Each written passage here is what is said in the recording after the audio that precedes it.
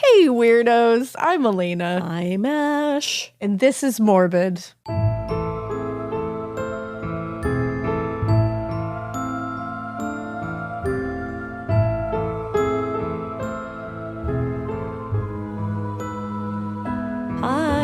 We were just talking about Dorinda Medley from New York Housewives. Always and forever. Because I'm watching the old episodes again. Always. They're so fun. They're a constant in my house. If we don't know what to watch, we just put that on and disassociate. Old New York Housewives. Jules Forever. Jules should have gotten Wenny more. I was going to say way more, and then I said many, so Wenny more seasons. She should have.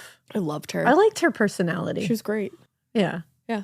Carol. I didn't like her husband, but I liked her. No, and that's why she should have stayed on, because they ended up divorcing, and I'm pretty sure she might have he got his.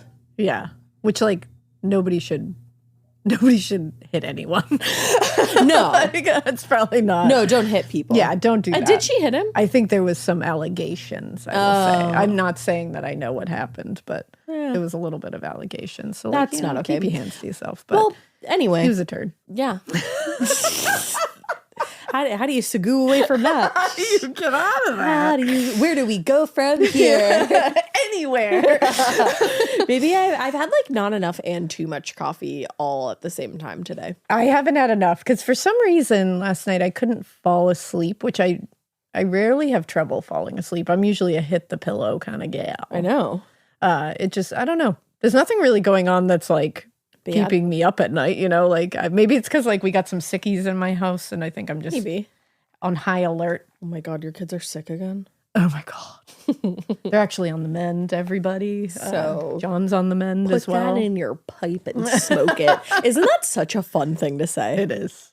I like that. It's good. Because it's very aggressive. It's so aggressive. Yeah, I like that. I like being aggressive sometimes. Put that in your pipe and smoke it.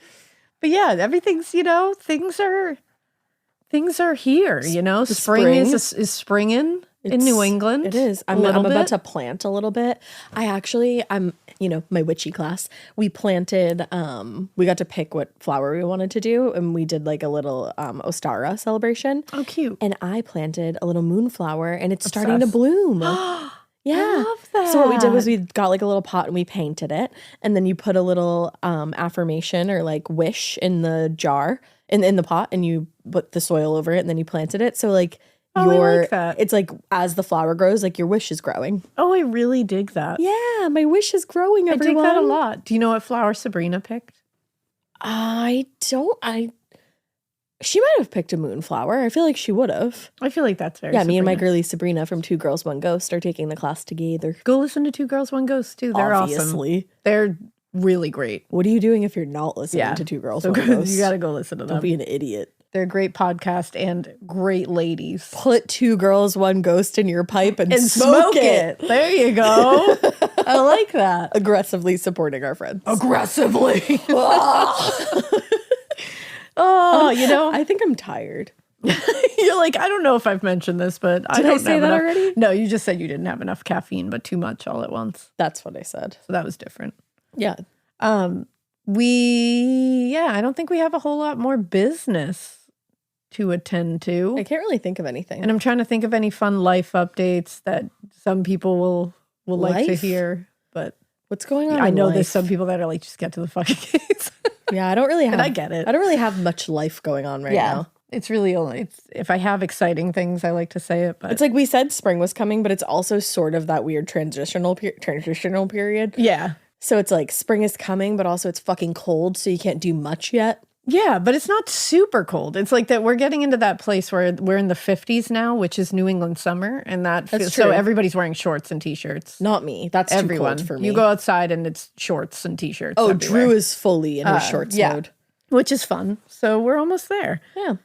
We are going to cover. This is going to be a 2-parter because it's a little intense and there's a lot. This is somebody who kind of got swept under the wave of serial killers that were in the Los Angeles, that area, San Francisco, that kind of area in California in the 60s and 70s. Kind of like what you were saying when we talked about Herbert Mullin. Exactly. I'm kind of hitting that wave of these killers, and a lot of them got swept under each other because there were other bigger ones, I guess, like bigger, victim counts or like more.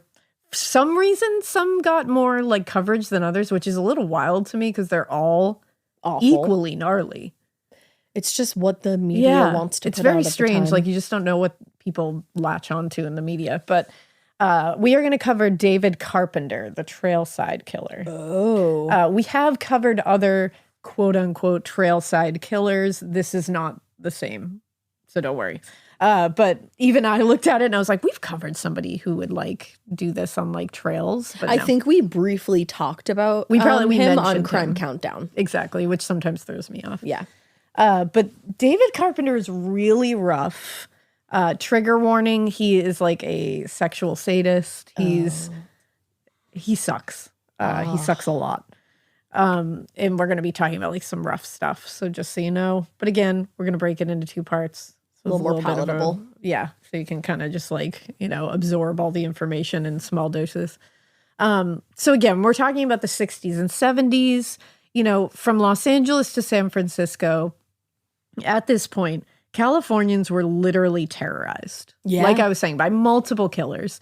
We're talking about the Zodiac Killer, the Hillside Stranglers, Herbert Mullin, Ed Kemper. All of them were in different parts, but like near each other around the same time. Mm-hmm. And the decade between the 60s and 70s definitely ended with a lot of these killers either just disappearing, Zodiac, Yep. or being apprehended. But the terror and the near constant threat of violence and murder was kind of just simply moving north at this point.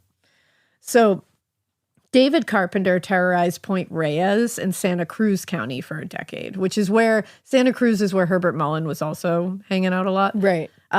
He assaulted, he kidnapped, and he killed at least 8 people, and he was suspected of more. Wow. Yeah. Now, who is David Carpenter? Tell me. Because unfortunately, we got to know who this dumb fuck is. Ugh. So David Joseph Carpenter was born May 6, 1930 in San Francisco. He was born to Elwood and Frances Carpenter. Elwood? Elwood, yeah. Close. Both of them suck. So I'm just going to say that right up front. Don't get attached to either of them. I won't. They were a postal worker and a homemaker. By his own accounts, his early life was quote unquote hellish, due in large part, according to him, by what he described as his mother's quote unloving, inflexible, and exceedingly domineering stance. Damn. According to Carpenter himself, his unhappy home life and constant fighting between his parents led his father to move out for a year while David was 14 years old, leaving David and his sister Anne alone with his mother. That's a rough time for your dad to move out. I mean, it's always a pretty rough time for your dad to move out. I feel that. But like, at 14. I feel like that would be rough no matter what. So the biggest issue that was affecting his relationship with his parents was, and this is sad, again, feel bad for the child, it was his pronounced stutter that he had, which he developed at a very early age. One probation officer later wrote, quote, his parents and siblings were not fond of him at all, being somewhat ashamed of his speech impediment. What the fuck? Yeah, they're just pieces of shit. Yeah, don't help him with it at all or anything. On top of this, David also had really bad eyesight and was left-handed. Both of these things were viewed by his mother as being failings. The work of the devil. Yeah, just complete failings. I love that being left-handed is a fail. Yeah, that's like, what? I'm like, wow, that's like kind of cool. Yeah, that's different, man. Yeah. But even seeing what she deemed to be big issues and failings, Frances refused to seek treatment for her son's developmental problems, choosing instead to address the problem in the home with very aggressive discipline. Oh. Because that always works. No, it doesn't. That doesn't turn people into angry adults. That's does. Totally fine. When those attempts strangely failed, Frances made a series of appointments finally at the University of California Medical Center, which when I first read this, I said, okay. But then the day of the appointments would arrive and she would drive to the hospital, sometimes get as far as the door, and then just turn around and go home. That's a waste of time. And whenever she was asked about the missed appointments, she would just blame him. Oh, okay. But she was just like, blame ashamed the child. And didn't want to do it. Yeah. Neglectful. Yeah. So while Frances was, she was verbally abusive, she was emotionally abusive towards David. She was also known to be very physically abusive, like very physically abusive. Oh. According to Yvonne Carey, who grew up a few houses down from the Carpenters, She said it was common knowledge in the neighborhood that Frances Carpenter was abusing her children. At times, it would be so bad that they would have to be kept out of school for a day or two. Oh my God. Yeah. Why She later have recalled kids? then when he would come back, meaning David, he would be covered with bruises from head to toe. He wore short pants so you could see the black and blue marks on his legs as well as painful welts on his arms and face. It's crazy that back then, like, that didn't cause anybody to, like, was CPS even a thing back then? I think it was literally like, I mean, this is the 50s. So I think it's not. fine to beat the shit out of your kids. It's just expected, like keep them in line. Oh my God. Which to is the a point where wi- they have, to beat your kids ever, and then to the point where they have welts and bruises? Yeah. Like, oh my Also, God. again, you have to be a literal sociopathic monster To hit a child. to harm a child like that. You simply do, and I will take no arguments to the, like, no. I mean, I will never understand that kind of behavior with a child. I will never understand it. Nope. I just won't. And especially like in the 50s, it's like, oh yeah, that was just like the thing. Okay, cool. That was the thing. You still have to be a fucking monster to be able to do that to a child. Well, and it's like, I think people get confused because it's like in the 50s, like spankings were normal. And like hitting your, like using a belt, even that is fucking awful. But this is like beating and this is torturing literally like him. punching a child in the face. That's like, what is even wrong that with shouldn't you? have been normal for the 50s. It definitely shouldn't have been, but I don't think it was. I think it was one of those things. People just looked the other way. Yeah. And it wasn't just his mother. Carpenter said that Elwood was equally distant and abusive when it came to David, but his abuse was mostly verbal. Okay. I mean, still, that's awful. Decades later, when he was evaluated by psychiatrists, David would minimize the abuse he suffered from his father. Huh. And he would focus instead on his mother as the instigator of all his problems. I mean, she was beating the shit out of them. Sounds so like I she get was it. fucking terrible. It sounds like the dad was fucking terrible too. Now, if David's home life was hellish, his experience at school was not much better. He was very intelligent and very capable of doing well in school, but if you're dealing with that at home as a child, I'm sure that is difficult. Yeah. His teachers struggled to work with him. They said he was largely disengaged, which of course he is. He was. One teacher said, I tried and tried and I just couldn't get through to him. That's sad. David's stutter and his poor social skills made him a frequent target for bullying, and he endured years of physical and emotional torment from his peers. People suck. Yeah. And again, you can feel bad for the child. No child deserves to go through that. No. And it also teaches you, like, not that this is like, people go through shit like that and they come out and they're good people and they don't do this. You know what I mean? Like, I'm not saying this is the, like, you do that, then that's cause and effect. But you can see how it happens. But you can also sit there and go, maybe I shouldn't treat people like shit. Yup. Like, do think about it the next time that you want to, like, ruthlessly bully someone. Because this guy, like, if they are slightly unstable, if there's something slightly off chemically, then you have just lit the match. Yup. And it's like, just don't treat people like shit. It's just a weird thing to do anyway. Like, I just don't bully people. No. If you're a bully, go fuck yourself. Like, honestly, if you're a bully out in life, if you're a bully in your job, if you're a bully on the internet, go fuck yourself. Like, you're going to get what you deserve. I agree. Like, this is just like, I don't understand treating people like this. Unhappy people treat people that way. Yeah. And oftentimes it's easier to see that as you grow older. Yeah. I think like kids just don't see that. No, kids automatically think it's my fault. What did I do? What's wrong with me? But it's like, damn, just but don't the older be you get, you're like, to people. I'm awesome. Exactly. Like, let's go. Yeah. So in one evaluation written by Dr. Ralph Allison, a psychiatrist, he wrote, at school, he was always made fun of because of the stammer and inability to get answers out, even though he was brighter than most children in the school. And additionally, it looks like David's kind of like unusual and disturbing behavior sometimes made him a target, because he would also do things, because again, he's being abused at home. So there's going to be some emotional issues here. Yeah. He would regularly do things like pull the wings off of flies to try to shock kids. Ugh. And if a kid is doing that to something smaller than him, that is a big red flag. But again, we're in the 50s. So that's just boys being boys. That's just boys being boys. Now, on the rare occasion that David would make a friend in school or in the neighborhood, Frances, his mother, would inevitably interfere in the relationship. not allowing any children in the house, or putting very strict time limits on her son's socialization with other kids. The fuck? It's like, you don't want him at home. Well, that's what I never get with these kind of parents. It's like, so you're abusing your kid. You clearly don't like them. You don't like being a parent. You don't like the responsibility of being a parent. But then you like won't allow that kid to go out of your like go let out him of your go house play. so you're not responsible. Yeah. But instead, that It's to a me control shows thing. that you are you're a monster. Yeah. That just likes hurting this child. Yeah, absolutely. Like, it's not that you are not capable of being it's like you are just You're getting enjoyment out of it. you are evil. Yep. And you just enjoy hurting something smaller than you. And Yep. it's like, and you should be fucking locked up. So David's friend, Robert Gorobeek, said Francis and Elwood had laid down specific rules. It was like you had to make an appointment before you could go over and see him. The fuck? Instead, Francis would make sure to fill David's afternoons. She signed him up for violin and ballet lessons, which at this time made him a bigger target for bullying because we're in the 50s again. And these are seen as two very unmasculine activities to do. Which you almost wonder if that was like another layer of her cruelty. Yeah. I mean, putting him in ballet in the 50s was pretty cruel. Like putting your kids in ballet now, fuck yeah. Everybody Hell do yeah, ballet. like put everybody in ballet. But back then, But like, everybody had, it had a, we're in the 50s where masculinity is looked at in a very different way. yes. And it's like, he's going to be targeted, and you know that. Yeah. And if he's not passionate about ballet, which it doesn't sound like he was, then you're really doing a detriment here. It's like, if he's passionate about ballet, then but otherwise, for what purpose? But you're just doing this to kind of like get him one out of your hair, but making sure he's not doing something that fulfills him or makes him happy. Yeah. Yeah. While he's out of your hair. Yep. Which is like another layer of fucked up. Now, these were exacerbated by how she would dress him as well. She would make him dress in like very formal outfits.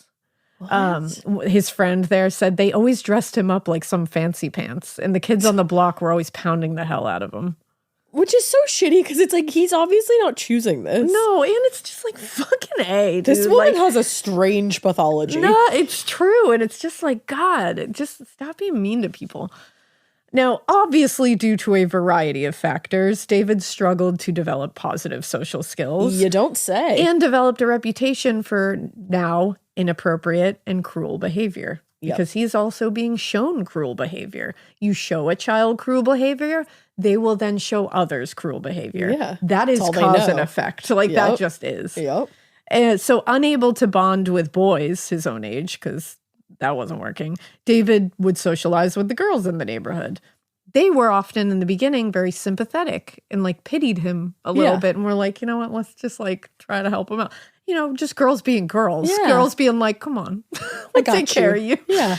But while the neighborhood girls were definitely more patient with him, even their sympathy had limits, obviously. Yeah, everybody's does. One girl recalled, he usually had my sympathy, but then he'd do something cruel, like twisting the head off of some girl's doll, and he'd get that stupid smile on his face like it was a prank. So it's like he's doing things like that, and they're like, dude, we're trying to help you out, and you're like, not. Yeah, like, don't fuck with my dolls. Like, I feel like he's acting out like a typical boy, he thinks. Like, taking the head off a doll, or like, you know, doing some kind of prank like that.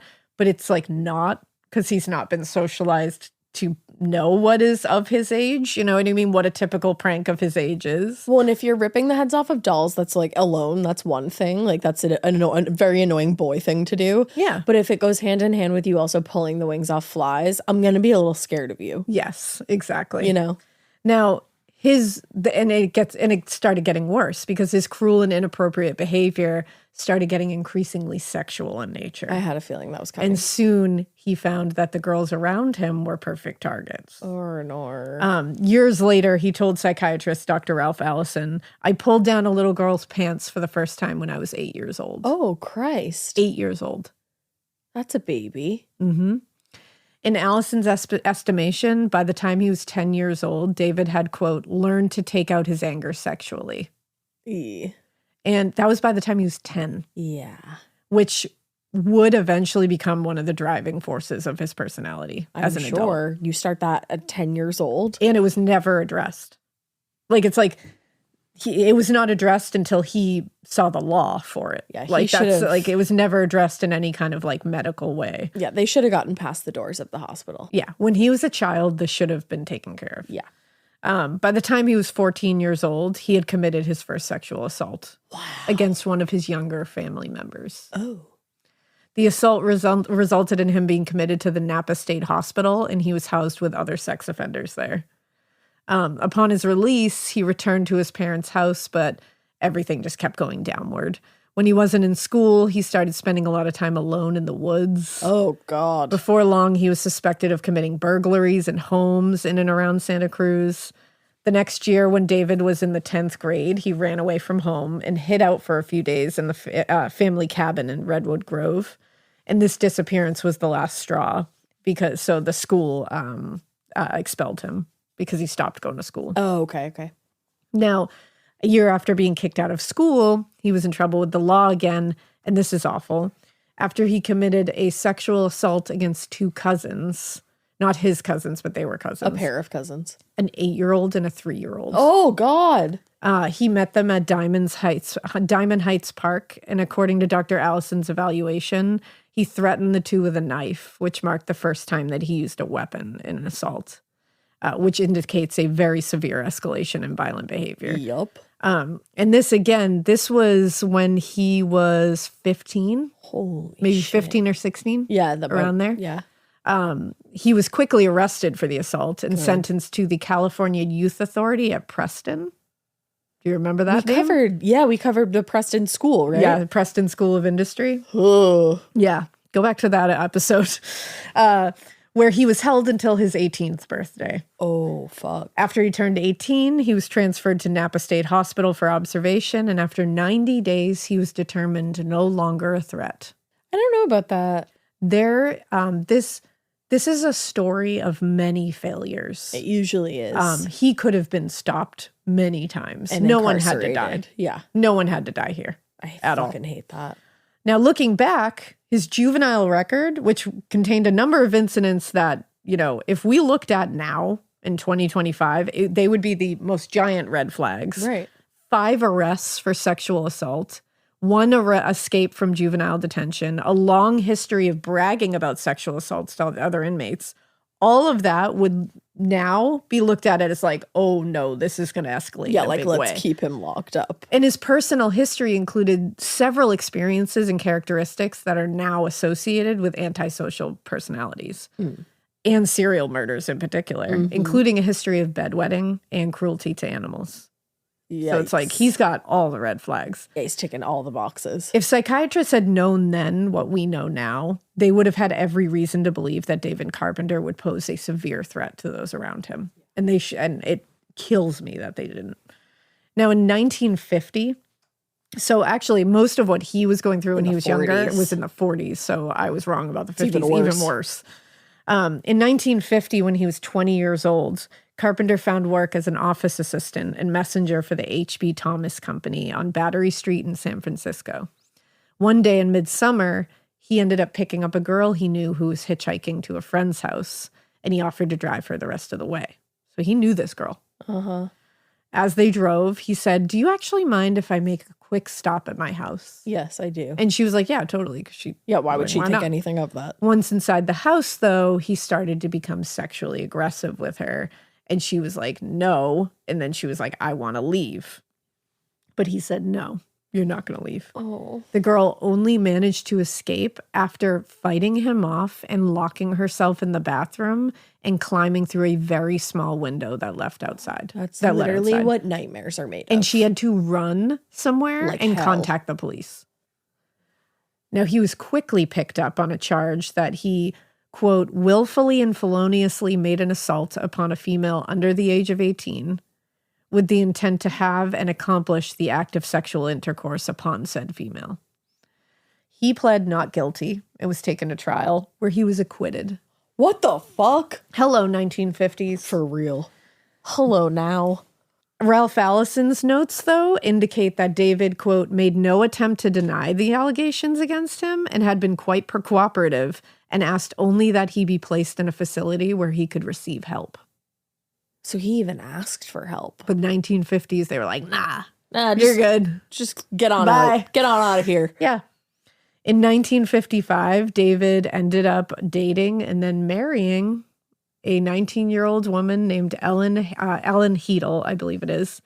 The pair met at in Daly City a few years earlier. And when when they met, David was briefly dating her sister, Wilhelmina. Oh, no. Yeah. When she broke off their relationship after only a few dates, he turned his attention to Ellen. And within a few months, they were married. Yeah. That is not girl code. No. And that is not sister code. No. Sister code goes above girl code. It certainly does. And they were married at San Francisco City Hall. Less than a year later, Ellen gave birth to their first child, Michael.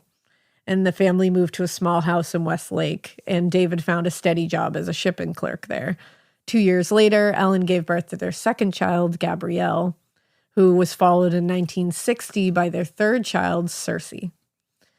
By this point in his life, his attitude towards women was pretty fucking clear. He, without fail, portrayed himself as the victim of women. Like, women were to blame. His mother was to blame. Immediately. Therefore, women were to blame. He basically said everything he did, it was going to fall upon women as being the problem here, not him. He was never to be placed blame upon. It wasn't him.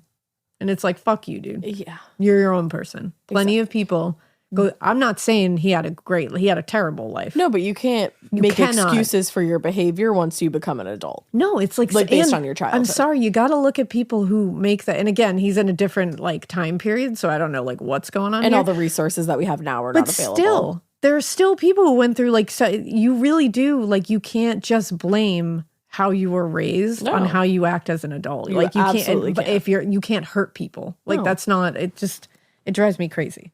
And it's like so many of these guys will be like, well, I kill women because of my mom. Get over it. Exactly. Like, really, you're going to kill women because of your mom? Like, not all women are your mom, and you should be able to make that differentiation. Exactly. Now, unfortunately, like we've said before, medical understandings of personalities like his were very poorly understood in 1950. So they weren't exactly like analyzing David's symptoms. Right. Instead, like his psychiatrist, Ralph Allison, who we've cited here before, he was focusing more on like finding effective treatment. Yeah. Which, that's good. But like you also need to figure out what the fuck is going on here. Well, and also there's just not treatment for everybody. Exactly. And as we know now, there's not treatment for people like this, really. No. And from Allison's perspective, Dr. Allison, he said he thought it came down to David's stutter. He said, I think it's a lot more than that. If he could get proper therapy for the stammer, we might be able to prevent further catastrophes of this sort. That's what he had written I think that's later. a wild point of view. Yeah. I also think that is a very wild point of view. Absolutely bonkers. I think that's the most 1950s point of view I have ever seen in my life. I think a psychiatrist just being be. like, I think if you could just speak clear, you wouldn't want to kill people. It's like, nope, I don't think that's the driving force. No. I think that's part of his struggles. Sure.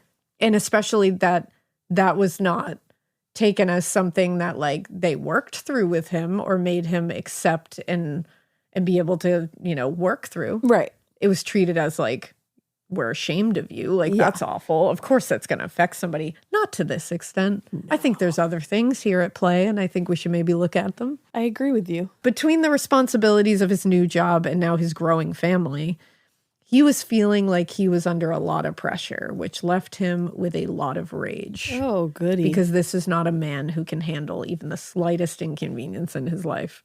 The only thing that seemed to keep his anger in check, according to Ellen, his wife at the time, was his need to have sex at least 3 times per night. Oh, honey. Your face. I'm not laughing at this. No, she's laughing at my reaction. Ash's face. Never.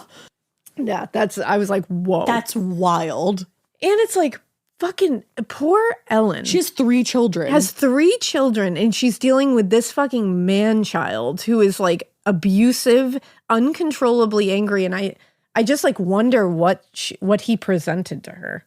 I know. You know, to get him to marry her. Right. You know what I mean? Like, it is so weird how we hear about these men who have these awful childhoods and they have a lot of issues with girls and women.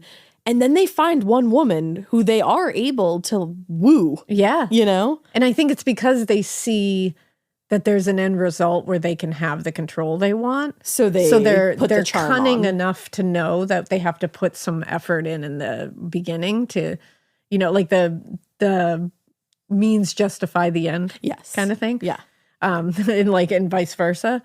So I think it's like But the mask falls. That feels like it was probably the scenario. And I feel so badly for Ellen because like it sounds like she was just completely entrapped in this. Well, and remember, this wasn't a time where she could even seek a divorce. Exactly. That's the other thing. Or Keep have it in her own mind. credit and card. she's got 3 kids now. But there were times that even that wasn't enough for him, and he would become explosively violent with her. And then he would claim to have no recollection of it. So he's like blacking out. Or he's just lying about it and being like, I don't want to take responsibility for that, so I'm going to pretend it didn't happen. I'm sure that accounts for some instances, but I do believe that some people are so scary that they do black out. Oh, I'm sure, yeah. But I don't think it accounts for every instance. Now, in mid-July 1960, he ran into an old friend, Lois DeAndrade. Lisa Rinna's mother. I was just going to say, I don't know if that sounds familiar to you. Lisa Rinna. You guys, like, you know, she's been a soap opera actress forever. Days of Our Lives. She's on The Real Housewives of Beverly Hills. She was. I haven't watched it in forever. But she was on it. She dances on TikTok. You might remember her mother, Lois. You better. Who passed away recently, I think. Didn't she? A couple of years. She was adorable. Oh my! I loved Lois. Lois. Was the cutest, and they seemed like they were super wildly close. Yep. So like, I'm sorry. And That's Lois sad. went through a lot. Yeah. Yes. Lois did go through a lot because you might be saying, I'm sorry, back it up. Why are we mentioning Lois in this story? Yeah. And why are we mentioning her as an old friend? She was. They worked together, I think, right? Yeah, so they had met through mutual acquaintances a few years earlier. And again, they had gone to coffee together a couple times in the past. Yeah, they knew each other. You know, they just knew each other. Like they were friends. Yeah. It was whatever. Lois had been on her way to work one morning when David offered her a ride. That's what it is. Again, they're friends. Cool. David's offering me a ride. Yeah, she has no reason not to accept it. Why the fuck would I care? As he'd done a few years earlier, David asked whether Lois would mind if they made a quick stop. But this time he said, hey, Lois, I got to pick up my wife, Ellen, and my new baby. Disarming. So, of course, Lois is like, of course you can. That sounds lovely. I'd love to see the babe. But the more they drove, the more Lois began to wonder whether they were actually going to pick up his wife and baby. Finally, David pulled over on a side street, and Lois immediately knew something wasn't right. She later said, by then I was really nervous, so I started to get out of the right-hand side of the car, and I started to run. Wow. Now, Carpenter managed to reach Lois before she had gone far, and he dragged her back to the car. Oh, my God. And she's unable to move, and he pulled out rope and a knife from the glove compartment and threatened her to keep quiet. And later she said, he told me to be quiet, and if I was quiet, he wouldn't kill me. But if I made any noise, he would. Now, the entire scene was fucking terrifying and completely confusing to Lois, who'd known Carpenter for years. And she was like, I'd never seen him behave violently. Right. His violent shit was contained to his home. Right. Behind closed doors. Yeah, I was just going to say. Everyone else saw this pretty normal, like, guy. Yeah. Like, they're just David. Like, what? So I can't imagine knowing someone for years. Yeah. And then having them snap on you like this. That must be, and like, it would be paralyzing. Yeah. And she said it was. She was like, I literally didn't know what to do. I was like, what are you talking about? You'll kill me? Right. Like, what? So she later said, she thought perhaps David went crazy. That's a quote. I was so terrified, I don't think I moved after that. Yeah. And although she wasn't planning on moving at that point because she was terrified, she was looking around and scanning her surroundings, trying to look for anything that could help her get out of this situation. So she's desperately searching for a sign of anyone around her. And David reached into the back seat and grabbed a hammer. At the same time that he was doing that, Lois spotted a car a few dozen yards away. And without thinking, she threw her hand out and slammed down on the car horn. That's the only thing she Get could some think attention. of. But Carpenter immediately slashed at her with the knife he had, slicing into her hand. Oh. He ended up lacerating tendons in 2 of her fingers.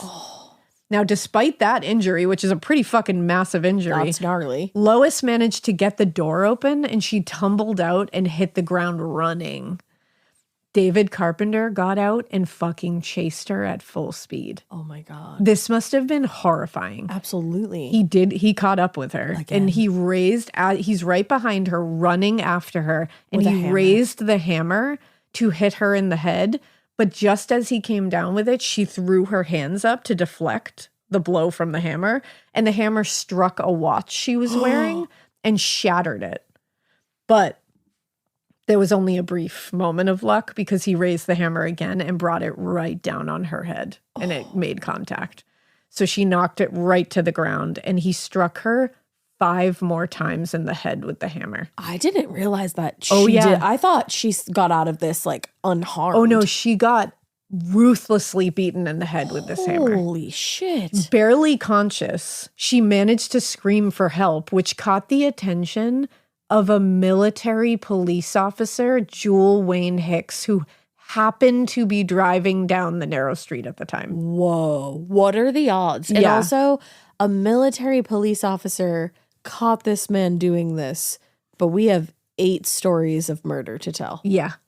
Huh. That should be your first knowledge of how many times this is a failure to keep an absolute animal locked up. Ticking box number 1. Yep. Whoa. So Hicks, the military police officer, slammed on his brakes, got out, and ran in the direction of the car and the screams. And he was holding a riot baton in one hand and a .45 pistol in the other. And that's the way we got out of the car, folks. That's how we get out of the car for one of these scenes. At first, he couldn't see the 2 people on the ground since there was a car door in the way. Right. But he could hear the sounds, and he said he immediately knew what was happening. By the time he made it to the car, Carpenter was on top of Lois, still hitting her with the hammer. Jesus. And Hicks said, even when he saw me coming down the hill, he kept hitting her. So he saw this man and just kept hitting Lois. So that makes you like honestly question if he is in a blind rage at this point. It's so scary. Because that is... And I think it's how you define a blind rage. Like, I still think he knows what he's doing is wrong. But, like, you're looking at a police officer and you're not stopping? I think he is singularly focused on his rage. He's an animal. And the focus of his rage. Yeah. And it just doesn't matter. But that's so wild to think of somebody's thought process. Because then Officer Hicks shouted for him to stop, obviously. And that caused David to jump up and run. But he ran at Hicks, swinging the hammer at him. He's a madman. And he said he was, quote, screaming in rage. Oh, that's horrifying. So he's just an animal. Yep. And when the officer finally managed to successfully fend off the hammer with his baton, Carpenter pulled out a, quote, fountain pen tear gas gun and fired it in Hicks's face. Bitch, what? So he came fully prepared to incapacitate someone. I had no idea that this was this. That's the thing. Was this. I also didn't know that. They briefly discussed this at a dinner on Housewives. Briefly. Over sushi, I believe. Yeah. Holy fuck. The gun produced a large plume of smoke, which confused Hicks momentarily, but he wasn't quite sure what happened. He just got hit in the face with this tear gas pen. Which is nothing new for a military police officer. And he said he recognized the sound of a gunshot. Oh, fuck. And instinctively raised his pistol and fired in the direction of where Carpenter was. And Hicks didn't know where he was at the time, but he still managed to hit Carpenter twice. Hey-o. Once in the abdomen and once in the leg, which knocked him off his feet and caused him to shout that he surrendered. So he got shot twice. And surrendered. Hello? Now I want to be good. So when you guys hear this, that he was on top of this woman, hitting her in the head with a hammer repeatedly, what would you say is the end result that he was probably looking for by doing that? Either rape or murder.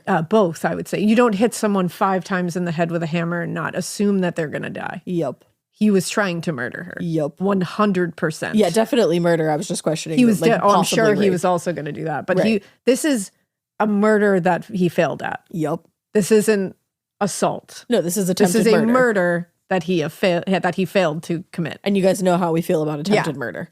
So with Carpenter incapacitated, Hicks went back to his car and radioed for backup, which arrived very quickly. Lois was taken to the hospital. She was treated for a fractured skull, which was broken in 2 places. Her skull was shattered in 2 places. It's remarkable that she survived this. Yeah.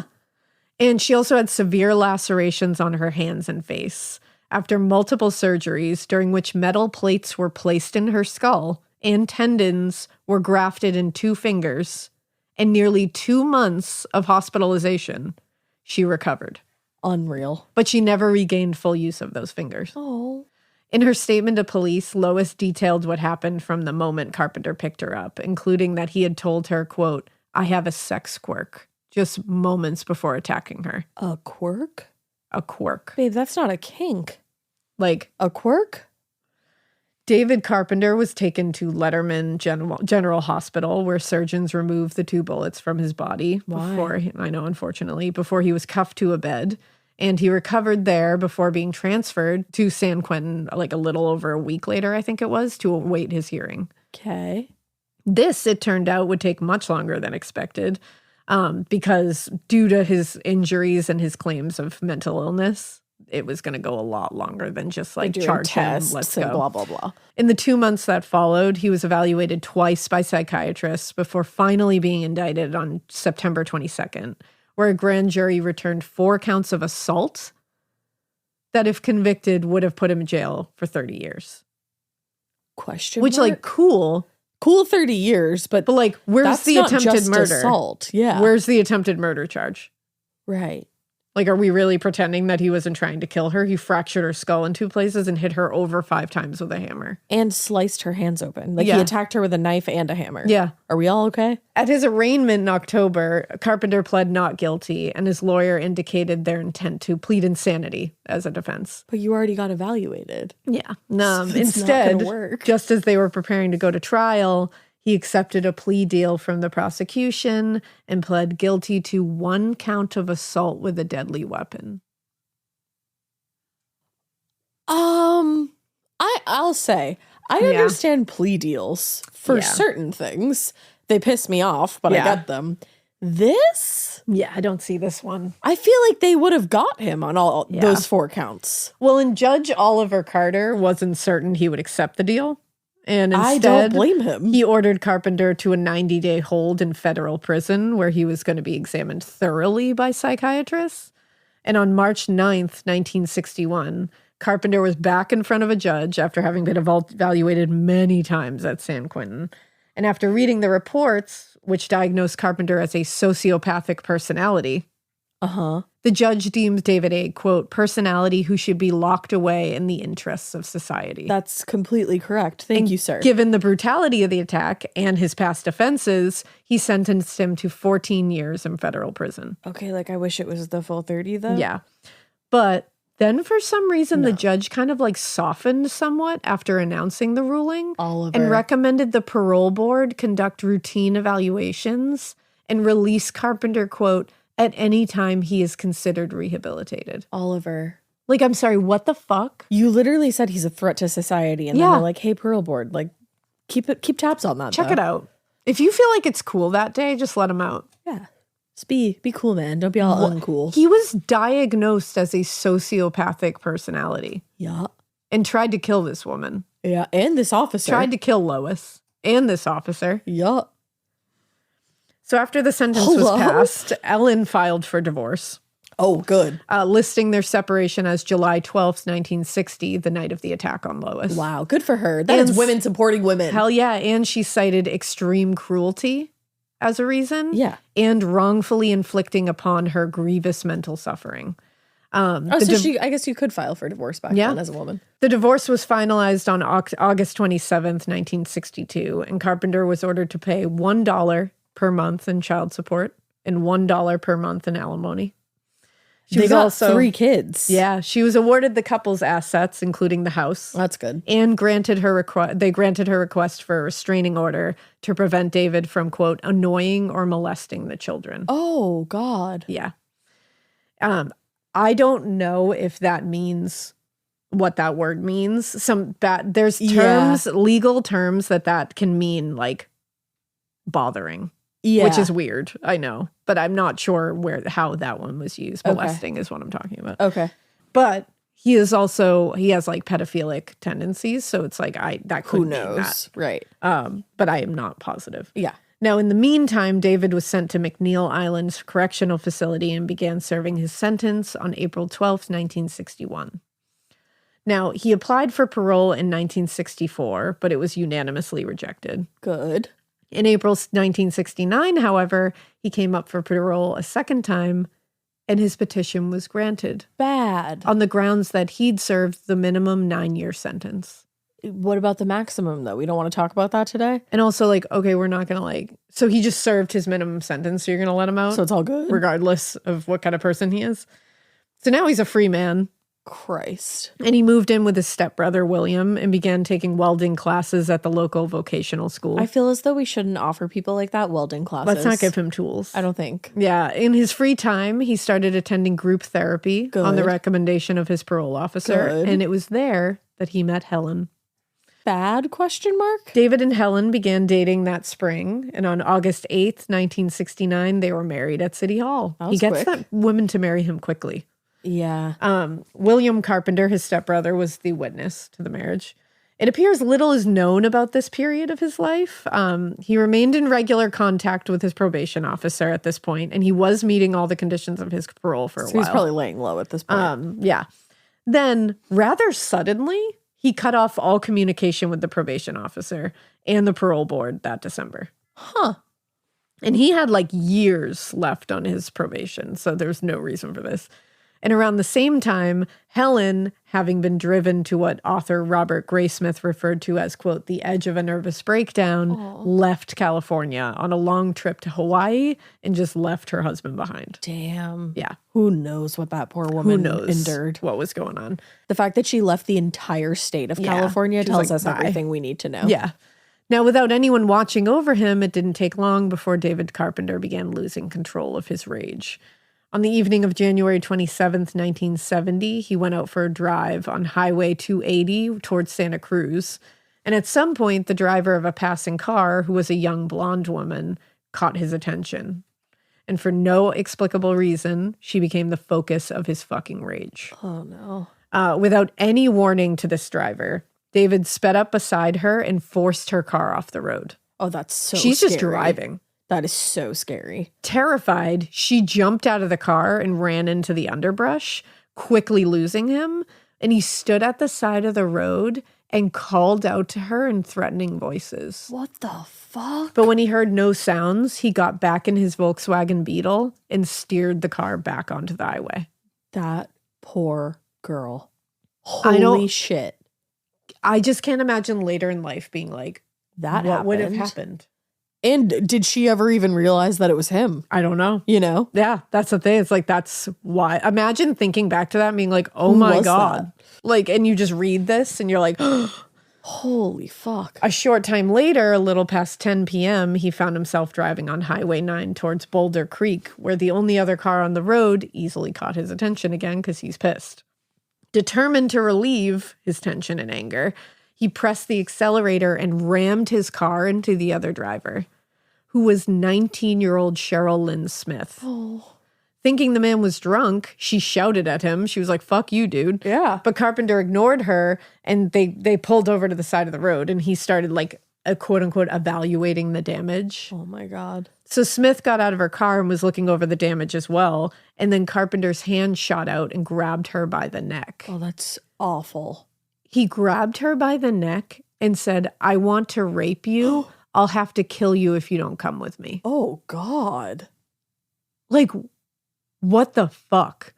So, and this is like graphic, I apologize. Carpenter dragged her into the brush where he literally tore off her clothing and violently sexually assaulted her.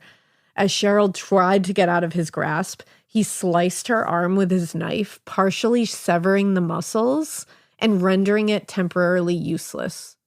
Oh my God, the force that would take. Yeah. And she said, so she's trying to get away from him. He does this, And then she said she finally was like, I'm just going to look at him because she wasn't looking at him.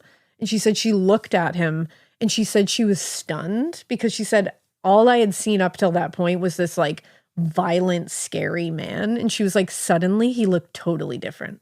What? Suddenly, she said his features had softened and he spoke to her with a pronounced stutter suddenly, which he didn't have before. Uh-huh.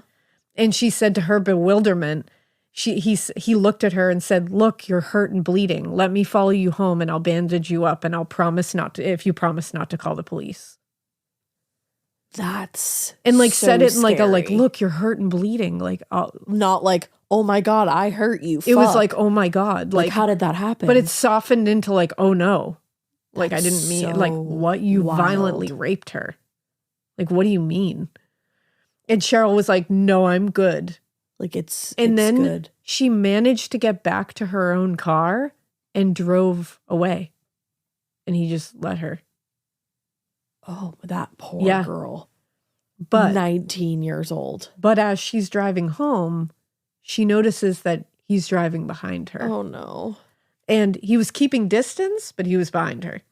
And so she saw a large hotel in the distance. So she drove in the direction of what she was hoping would be help. And he was driving behind her the entire way. So she gets into the very well-lit parking lot and he sped off. So he was planning on following her right to her house. Yep. But she managed to write down his license plate. Smart. She immediately reported the attack to police and gave them the license plate number. And she described her attacker as white, 30 to 35 years of age, 5 feet 10 inches, 160 pounds, and brown hair. That same night, an anonymous caller reported witnessing what appeared to be a fender-bender accident on Highway 9, which is that. So later, it was discovered that Cheryl was the second woman that he had attacked that day. The first was a woman named Wilma Joyce. Now, this isn't the blonde woman who ran away from him. This is another one. Oh, so they think it's 2. Really, it was 3. Yeah. So far. Yeah. That afternoon, Joyce had returned home from a shopping trip to find Carpenter waiting in her house with a shotgun. Nope. No. Yeah. Walked in from shopping to him sitting in her home with a shotgun. Do you know that's one of my biggest fears? That is the scariest thing I've ever heard. Oh, fuck. That's literally horror movie shit. That is horror movie shit. And he forced her to leave with him in her car, and the two drove for a short time before he sexually assaulted her and then let her out of the car. What? This is awful, too. In the days after that, he kidnapped and assaulted 2 other women, one of whom had a toddler in the car with her. Oh. And stole a car from a 3rd woman. Why was he not stopped? This is crazy. Yeah. When they were interviewed by police, all the women identified David Carpenter as their attacker. They knew his name? Unanimously. They were able to identify him. Oh, okay. Now, Carpenter was arrested at a motel in Modesto on February 3rd, 1970, after a week-long manhunt conducted by the Santa Cruz County Sheriff's Department. And this is when he should be put away forever because he has a violent past that he's now continuing. He has just assaulted numerous women. Numerous women after assaulting Lois, the police officer, and just dodging parole. Yeah. Yep. So at the time of his arrest, the district attorneys in Santa Cruz County and nearby Calaveras County filed charges against him for attempted rape, kidnapping, and assault. And because he had been on parole at the time with 4 years left on his sentence, he was placed in Calaveras County Jail pending a transfer to a prison where he could serve out the rest of his sentence. So he has now also violated parole. These are all huge charges. Massive. David was held at Calaveras County Jail for 2 months until he managed to escape on the night of April 26th. Oh. According to the press, he was being held in a cell with 4 other men, and they managed to cut through the bars, and all 5 of them escaped out of a skylight. And that's why we don't let prisoners just hang out together in their cells. They were unsure how they cut through the bars, but a spokesperson for the sheriff's office said they may have used a hacksaw blade. I'm sorry, where the fuck did they get a hacksaw blade? My question exactly. These violent prisoners had access to a hacksaw blade. Oops, we forgot the hacksaw blade was in there. I'm a normal bitch. I don't have access to a hacksaw blade. Yeah. I've never committed a violent crime. The fuck? And how would they, one, have a hacksaw blade, and two, have enough time to hacksaw through bars? Like, that's going to also make some noise. No one was looking at them? No one was checking? I wonder if they, like, bribed a guard or something. Yeah. Now, the good news is all 5 of them were rounded up the following day. That's and good. While the other 4 were returned to jail to await their trials, David Carpenter was transferred to Soledad Prison. On July 17th, a grand jury in Santa Cruz indicted Carpenter for rape, attempted rape, kidnapping, and assault. District Attorney Peter Chang told the press, right now Carpenter is serving a minimum 5-year sentence. If we can make the aggravated kidnapping charge stick, the term will be increased to life. Let's go. Already serving a sentence of 1 to 25 years for the charges in Calaveras County on October 8th, Carpenter pleaded guilty to 1 count of rape and 1 count of armed robbery, and in exchange, he was given a sentence of 5 years. That's bullshit. They should be ashamed of this. Absolutely, they should. All these deaths are on their hands. 100%. Now, despite Peter Chang thinking that he would be able to lock him up for life, David would only spend 9 years at Soledad Prison until being paroled to a halfway house in late May 1979. You guys did this before, though. Yeah, you did it before and it didn't work out. He just failed. What? And just like the last time he was released out on parole way too soon, it didn't take long before he returned right back to his old habits. Yeah, I bet. Yep. Now, on May 21st, 1979, he was released on parole. And by that time, Helen had divorced him. And he was to remain on probation until 1982. So he was sent to live at Reality House West, which was a halfway house for federal prisoners transitioning back into society, which is not something he should have been. No. As part of his parole conditions, he was required to find a job. So he started taking classes at the vocational center and eventually began participating in courses in computer repair. Okay. Around this time, he also took up hiking around Santa Cruz. No. And developed a particular fondness for the trails on Mount Tamalpais, which I think they call it Mount Tam for short. Oh, I've heard of Mount Tam. Yeah. It's a popular hiking spot in Marin County, about 10 miles outside San Francisco. At the foot of the mountain was a small community of renters, including John and Etta Kane. Now, on the morning of August 19th, 1979, Etta Kane was preparing for a 4-hour hike that the couple had planned to take together that afternoon. Unfortunately, John's arthritis was acting up that morning, so he was unable to take the hike with Etta. She was a very experienced hiker, so she just decided to go alone. Yeah. Several hours passed, and Etta had still not returned home. This caused John to be very anxious. His wife was very skilled, but it was getting dark. So he called the sheriff's department and reported it, and deputies were sent out immediately to look for Etta. Now, sheriff's deputies, along with a search and rescue team and packs of dogs, combed the mountain all night, but by dawn, they still hadn't found Etta, and her car was still in the parking lot where it had been all night. That's chilling. The only other car that John noticed in the parking lot that morning, other than the members of the search team, was a Volkswagen Beetle that had been there since the previous evening. Always a Volkswagen Beetle. Yep, and he drives one. Around 1:30 that afternoon, one of the dogs discovered Etta's body. It was a short distance off Rock Springs Trail. It's very chilling. She was in a kneeling position, and her body had fallen forward, face down, with a large bullet hole in the back of her head. Oh. Sergeant Rich Keaton said, when we finally came across Miss Kane's body, all items of personal nature of hers had been removed, with the exception of one sock. Oh. So she is nude, except for one sock in a kneeling position with her face down. That's awful. The discovery was shocking for about a million reasons, not the least of which was the fact that while sheriff's deputies had found many bodies on Mount Tam, to their knowledge, Etta was the first person to be murdered on the mountain. Right.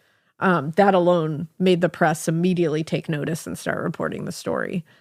Now, in interviews with those who'd been at the mountain that day, that Etta went missing, several people reported seeing a single man hiking around the same time Etta was.